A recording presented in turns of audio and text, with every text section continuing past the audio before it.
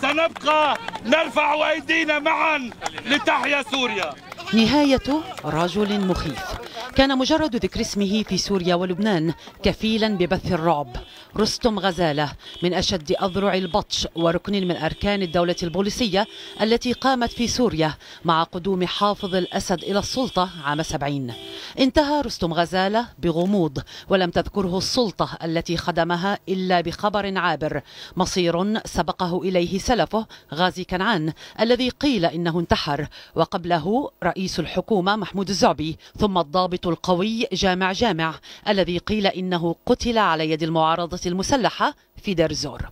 قيل مفردة سترافق هذه الحكاية ومثيلاتها في نظام تنعدم فيه شفافية المعلومات، فخبر الوفاة بثته وسائل إعلام قريبة من نظام الأسد ثم أعلنته العائلة مساء. يقول النظام إنه توفي نتيجة مرض، لكن معلومات أخرى تتحدث عن التخلص منه ولها ما يعززها. كيف تسقط التلال وكيف تسقط الجبال وتصمت قرية قرفة. في شباط فبراير الماضي كان آخر ظهور لغزالة في قريته قرفة في درعا، حيث تحدث عما دعاه بطولاتها في وجه مسلحي المعارضة.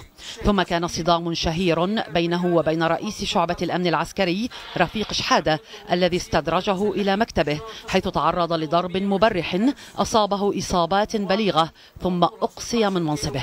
ذكر أيضا أن خلافات متعاظمة قامت بين غزالة وحزب الله اللبناني، وأنه كان كثير التذمر من تصاعد السطوة الإيرانية على الوضع العسكري في سوريا. من عام 2002 وحتى 2005 كان غزالة الحاكم الفعلي للبنان بعد اغتيال رفيق الحريري، ورد اسمه بين المشتبه بدورهم في الاغتيال. بموته يغيب العنصر السوري الأخير ممن لهم صلة بالقضية المنظورة أمام المحكمة الدولية. مع اندلاع الثورة السورية انصرف غزالة إلى البطش بالمتظاهرين وقمع الاحتجاجات التي اندلع أقواها في محافظته درعا.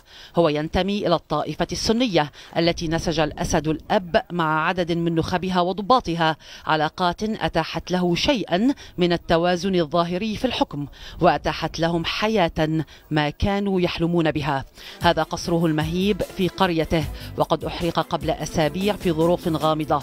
هنا يظهر حجم الفساد الذي يتيح لمسؤول أمني ثراء مثل هذا في بلد كسوريا.